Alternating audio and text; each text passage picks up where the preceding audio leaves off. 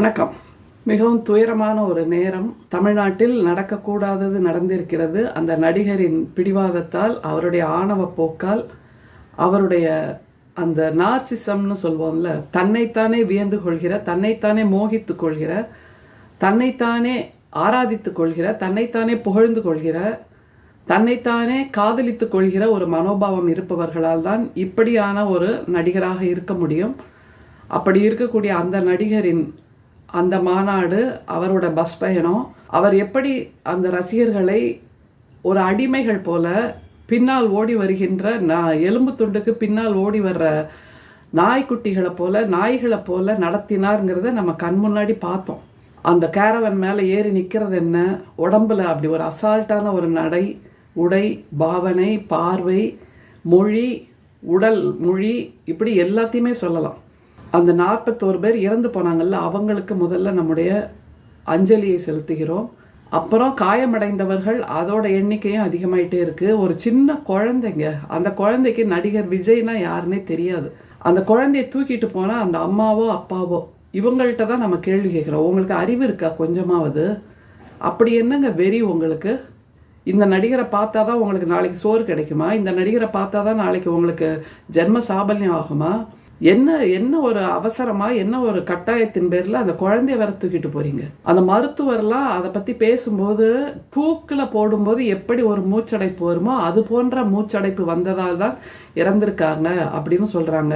இந்த சம்பவம் நடந்து 2 நாள் கழிச்சு நிச்சயதார்த்தம் பண்ணக்கூடிய நிலையில் இருக்கக்கூடிய ஒரு புது மாப்பிள்ளை, அவரோட நண்பர்கள் எல்லாமும் பேசுறாங்க. இப்படி ஒரு கூட்டத்தை நாங்க பார்க்கவே இல்லை. ஆனா பையனோட அம்மாவும் சேர்ந்து போயிருக்காங்க.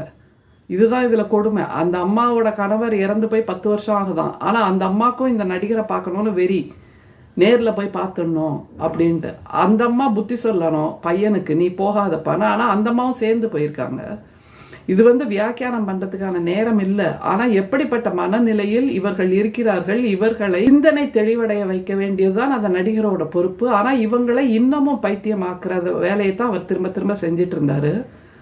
அந்த கேரவன்ல உட்கார்ந்த நிலையில இப்படி கையை வச்சுக்கிட்டு அந்த லைட் ஆஃப் பண்ணி ஆன் பண்ணி ஆஃப் பண்ணி ஆன் பண்ணி போடும்போது அவர் கண்ணுல தெரிகிற வெறிய பாருங்க. கொஞ்சம் சைக்கோ மாதிரி வெறியா பார்த்தீங்களா?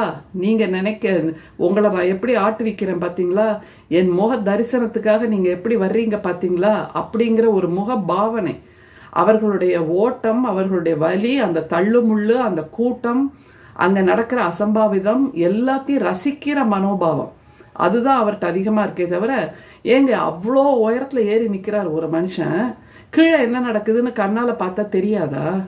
அவரோட பவுன்சரில் யாரோ சொல்கிறாங்க, ஒரு க்ளவுட் பர்ஸ்ட் மாதிரி க்ரௌட் பர்ஸ்ட் ஆயிடுச்சு, நீங்கள் சீக்கிரம் முடிங்க பேச்ச அப்படின்னு.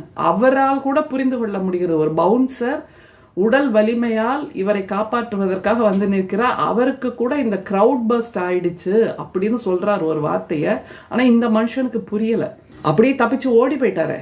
நிமிந்து கூட பார்க்கல. அது எப்படிங்க சென்னையிலிருந்து கிளம்பி அங்க வர்றதுக்கு 10 மணி நேரம் ஆகுது. ஆனா 10 நிமிஷத்துல சிட்டா கிளம்பி சென்னைக்கு ஓடி வந்து பனையூருக்கு போய் படுக்கையில விழுந்து போர்வையை மேல போத்திக்கிட்டு தூங்குறாரு கொரட்டை விட்டுன்னா, இது எப்படி நியாயப்படுத்த முடியும்? அதுதான் ஒரே ஒரு கேள்வி. இதே கரூர்ல தான் செப்டம்பர் 17ஆம் தேதி 2 லட்சம் பேர் கூடிய திமுகவோட முப்பெரும் விழா நடந்தது. அந்த முப்பெரும் விழாவையும் இவர் கிண்டல் பண்ணி பேசுறார், 30 பேர் விழா அப்படின்னு.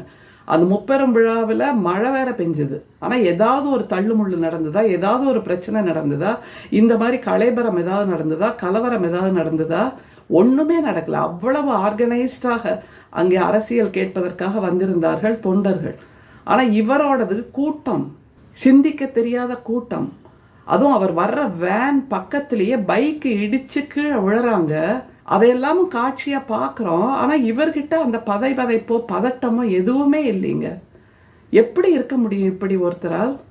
இவர்களுடைய சடலத்தின் மீது தன்னுடைய அரியணையை வைத்துக் கொள்ள விரும்புகின்ற ஒருவராகத்தான் இவர் இருக்கிறார்.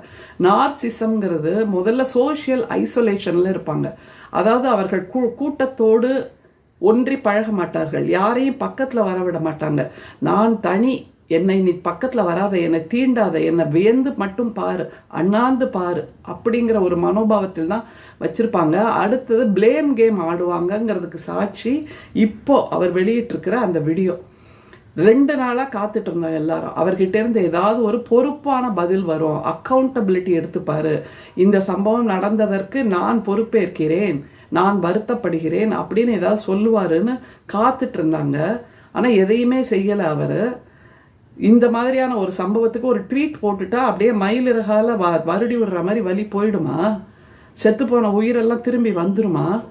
இப்படியான நிலையில் இப்போ ஒரு வீடியோ வெளியிட்டிருக்காரு. உதடே பிரியாமல் பேசுகிறாரு. அதுலேயும் திரும்பவும் நம்முடைய முதல்வர் அவர்களுக்கு சவால் விடுகின்ற அந்த கொச்சைத்தனத்தை என்னவென்று சொல்வது? நம்முடைய முதல்வர் மிகச்சரியாக அந்த மக்களை காப்பாற்ற வேண்டும் என்கின்ற பதைபதைப்பில் உங்களோடு நான் இருக்கிறேன் என்கின்ற அந்த ஒரு செய்தியை சொல்ல வேண்டும் அப்படிங்கிற பதைபதைப்பில் இரவில் 1 மணிக்கு பயணம் செய்து கரூருக்கு போய் பார்த்துட்டு வர்றாரு. இதே முதல்வர் தான் கொரோனா பீரியடில் கோயம்புத்தூருக்கு அந்த கொரோனா பாதித்த நோயாளிகளை போய் பார்த்தாருங்கிறது நமக்கு நல்லா தெரியும். அதனால் எப்போதுமே பாதிக்கப்பட்டவர்கள் பக்கத்தில் நம்முடைய முதல்வர் இருக்கிறாருங்கிறது நமக்கு நல்லா தெரியும். ஆனால் அதை கூட கொச்சைப்படுத்துகின்ற ஒரு நோய் பிடித்த மனவியாதி பிடித்த ஒருவராகத்தான் இந்த நடிகர் இருக்கிறார். இப்போ அவர் போட்டிருக்கிற வீடியோவில் பாருங்க, சினிமாவில் ஷூட்டிங்னா ப்ராம்ப்டர்னு சில பேர் இருப்பாங்க, அசிஸ்டன்ட் டைரக்டர்ஸ்லாம் இவருக்கு ஒவ்வொரு வசனமாக ஒவ்வொரு வார்த்தையாக பக்கத்தில் நின்று ப்ராம்ப்ட் பண்ணுவாங்க. இவரோட முகத்தை மட்டும் க்ளோஸ்அப் வச்சுட்டு அவங்க சொல்ல சொல்ல இவர் காதில் கேட்டு வாங்கி ஒவ்வொரு வசனத்துக்கு ஒரு ஷாட் எடுப்பாங்க. ஆனால் இது தொடர்ச்சியாக எடுக்கப்பட்ட காட்சிங்கிறதுனால அவரோட லெஃப்ட் சைடில் திரும்பி அங்கே டெலிப்ராம்டரில் ஓடிட்டு இருக்கிற வசனத்தை பார்த்து பார்த்து உள்வாங்கிக்கிட்டு அப்படி கேமராவை பார்த்து பேசுகிறார். இல்லைன்னா அப்படி ஷிஃப்ட் ஆக வேண்டிய அவசியம் இல்லை. அப்படி கண்ணு ஷிஃப்ட் ஆகுது. அந்த கண்ணு ஷிஃப்ட் ஆகுதுங்கிறதையும் இயல்பாக நடிக்கிறார். மேலே பார்க்குற மாதிரி, ரைட் சைடில் பார்க்குற மாதிரி, லெஃப்ட் சைடில் பார்க்குற மாதிரி. இது முற்ற முழுக்க அவருடைய டெலிப்ராம்டரை பார்த்து பேசுகிறார் அப்படிங்கிறது நல்லா தெரியுது. ஏன்னா அந்த கேரவன் மேலேயும் கையில் ஸ்கிரிப்டை வச்சுக்கிட்டு ஒவ்வொரு வார்த்தையும் பாஸ் விடுவார். அப்படி பாஸ் விடும்போது அங்கே இருக்கக்கூடிய மக்கள் கெக்களிக்க வேண்டும், எகத்தாளமிட வேண்டும், கூக்குரல் எழுப்ப வேண்டும்ங்கிறதுக்கான அடையாளம், அது சமிக்ஞை. அதே மாதிரி இங்கே அவர் பாஸ் விட்டு அந்த குரல்ல வலியே தெரியல பாருங்க. திரும்ப ஒரு டயலாக் டெலிவரி மாதிரி தான் பேசிட்டு இருக்காரு.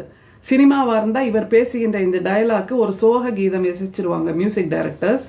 அப்புறம் கட் ஷாட்லாம் போடுவாங்க. இது ஒரே ஷாட்டுங்கனால அவர் முகத்தில் எந்த விதமான உணர்ச்சியையும் காட்டாமல், ஏற்கனவே சினிமாவில் அப்படிதான் உணர்ச்சியே காட்டாமல் கல் மாதிரி மூஞ்சி வச்சுக்கிட்டு நடித்து பேர் வாங்கினவர் தான் இவர். சிவாஜி கணேசன் எல்லாம் பார்த்த பூமிங்க நம்முடைய தமிழ்நாடு. கமல்ஹாசனை பார்த்த பூமி நம்முடைய தமிழ்நாடு. அதில் எந்த விதமான உணர்ச்சியும் காட்டாமல் வெறுமே 1 வரி டயலாக், 2 வரி டயலாக், 2 வார்த்தை இப்படி பேசிய கைதட்டல் வாங்கின ஒரு நடிகராக இவர் இருக்கிறார்.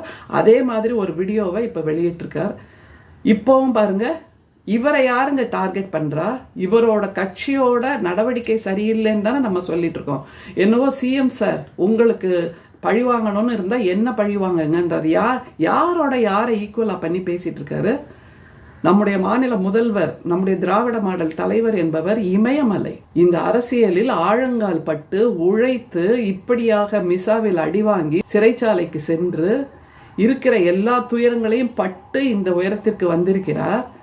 இப்படி ஒரு அசம்பாவிதத்தை உருவாக்கிவிட்டு மக்களை கொலை செய்துவிட்டு எதையுமே கண்டுகொள்ளாமல் பனையூருக்கு ஓடி வந்த இவர் திரும்ப திரும்ப வேணும்னு வீராவேசம் பேசுகிறார் முதல்வரை குறித்து என்றால் இது எப்படிப்பட்ட மனநிலை, மனநோயாளியின் மனநிலை அப்படிங்கிறதான் புரிய முடியுது. இந்த வீடியோ எந்த விதமான உணர்வும் இல்லாமல், கொஞ்சம் கூட வலி இல்லாமல், கொஞ்சம் கூட மன்னிப்பு கேட்கின்ற தோரணையில் இல்லாமல் திரும்பவும் பிளேம் கேம், நீங்க தான் செய்தது தப்பு, உண்மைகள் வெளியே வரும் அப்படிங்கிறாரு. என்ன உண்மை? எல்லா உண்மையும் வெளியில வந்துடுச்சு.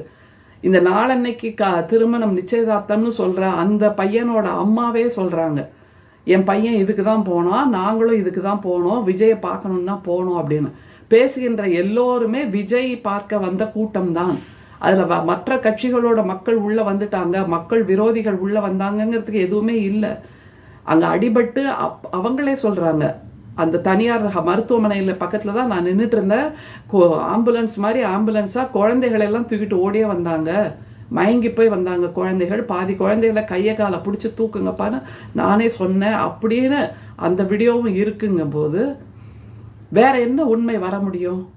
இவர்கள் தாமதமாக வந்தது மிகப்பெரிய தவறு. இப்படி நான் செய்த தவறுகள் அப்படின்னு எதையாவது பட்டியல் போடுறாரா பாருங்க. இல்ல. இதுதான் இந்த நார்சிசத்தோட இன்னொரு குணம். சோஷியல் ஐசோலேஷன் ஒன்று, மற்றவர்களை விட தன்னை சுப்பீரியராக நினைத்துக் கொள்வது ஒன்று, இன்னொன்று எம்பத்தியே இல்லாமல் பேசுவது. எம்பத்தினா மற்றவர்களோட வலி வேதனை, அவர்களுடைய மரணத்தில் நானும் பங்கேற்கிறேன்னு ஒரு சொட்டு கண்ணீராவது வரணும், மனசு துடிக்கணும். அது இல்லாம முகத்தை கல்லு மாதிரி இறுக்கி வச்சுக்கிட்டு எந்த விதமான உணர்வையும் வெளிக்காட்டாமல் நான் உன்னோடு இருக்கிறேன்னு சொன்னா அது எப்படி நம்ப முடியும்? அதை தவிர மிக முக்கியமான ஒன்று, திரும்ப திரும்ப நம்முடைய தமிழ்நாட்டு முதல்வரை அவர் குறிவைத்து பேசுகிறார் என்பது யாராலும் ஏற்றுக்கொள்ள முடியாத ஒன்று. நீ அந்த அளவுக்கு பெரிய கொம்பன்லாம் கிடையாது. ஏதோ சினிமாவில் நடிச்சிட்டு இருக்க, அந்த சினிமாவுக்கு வருகின்ற ரசிகர்களுக்கு கூட நீ எந்த விதத்திலும் பாதுகாப்பு கொடுத்ததில்லை. இங்க பக்கத்துல இருக்கிற ரோஹிணி தியேட்டர்ல ரசிகர்கள் உள்ள புகுந்து சீட்டெல்லாம் கிழிச்சு அந்த திரைக்கு சேதம் விளைவிச்சப்ப கூட நீ எதையுமே சொல்லாத வந்தானப்பா. நீ நடத்தின அத்தனை பரப்புரையிலையும் எத்தனை பேர் மயங்கி விழுந்திருக்காங்க, இது வரைக்கும் எத்தனை பேர் உயிர் பலி ஆகியிருக்காங்கிறது உங்க கட்சியோட நிர்வாகிகளே சொல்றாங்களே. அப்புறம் வேற என்ன உண்மை வெளியில வரணும்? இதெல்லாம் வேணா வெளியில வரணும் அப்படின்னு நீங்க சொல்றீங்களோ என்னவோ. எனவே இவரை போன்ற ஒரு தவறான புல்லுருவிகளை தமிழ்நாட்டு அரசியலில் நாம் அனுமதிக்கவே கூடாது.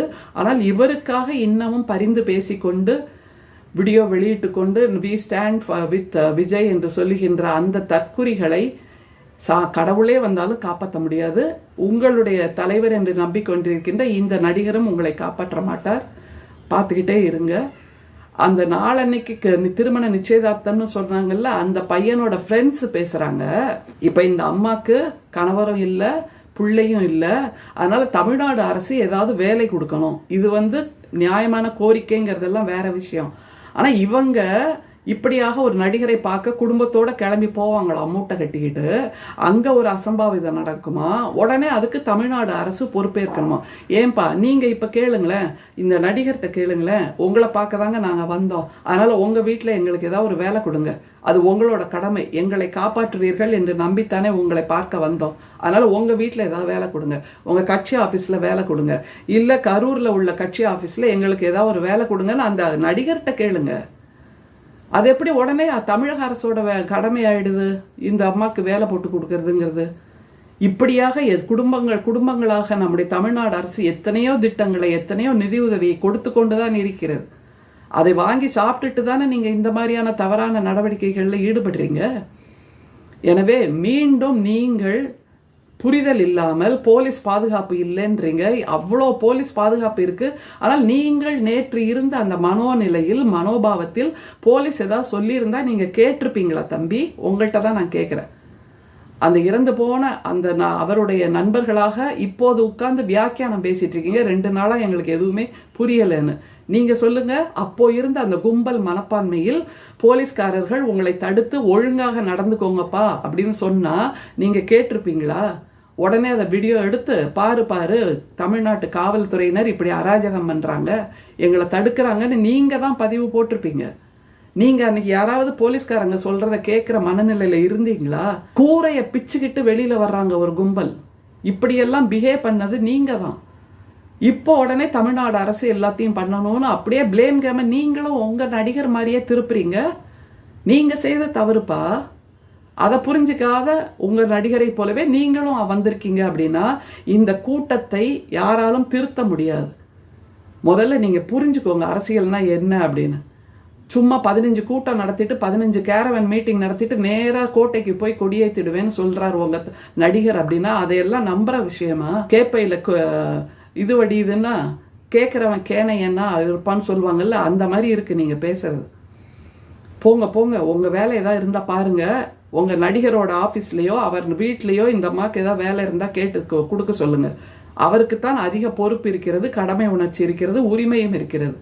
ஏன்னா அவரை பார்க்க சென்று நீங்கள் உயிரிழந்திருக்க கூட்டத்தில் உள்ளவராக இருக்கிறீர்கள், நண்பராக இருக்கிறீர்கள், அம்மாவாக இருக்கும்போது அவர்களை காப்பாற்ற வேண்டிய கடமை தன்னை முதல்வராக மாற்றி விடுவீர்கள் நீங்கள் எல்லோரும்னு கனவு கண்டு கொண்டிருக்கின்ற இவருக்கு அதிகமாக இருக்கிறது. எனவே அவருக்கு நீங்கள் வேண்டுகோள் வையுங்கள், அவருடைய கட்சிக்காரர்களுக்கு வேண்டுகோள் வையுங்கள், எங்களுக்கு ஒரு வேலை கொடுத்தாதான் ஆச்சு, இல்லைன்னா இந்த அம்மா நிர்கதியா நிக்கிறாங்க அப்படின்னு. எப்படிப்பட்ட ஒரு தமிழ்நாட்டை மாற்றி வைத்திருக்கிறார் நம்முடைய திராவிட மாடல் முதல்வர். கல்வியில் சிறந்த தமிழ்நாடாக, தொழிலில் சிறந்த தமிழ்நாடாக, சிந்தனையாளர்கள் சிறந்த தமிழ்நாடாக மாற்றி வைத்திருக்கிற இந்த காலகட்டத்தில் நடிகரை பார்க்க அப்படி ஒரு கூட்டத்தில் போய் மாட்டிக்கிட்டு என்ன நடத்தினீங்க நீங்கள்லாம்? இதுக்கு பொறுப்பே ஏற்காமல், உதடு பிரியாமல் ஒரு நடிகர் வீடியோ போட்டுட்டு இருக்கா, அதை வேற நீங்க கொண்டாடிட்டு இருக்கீங்க. போய் ஓரமா உட்காந்து சிந்திச்சு பாருங்க, அப்புறம் உங்களுக்கு எல்லாம் புரிய வரும். நன்றி, வணக்கம்.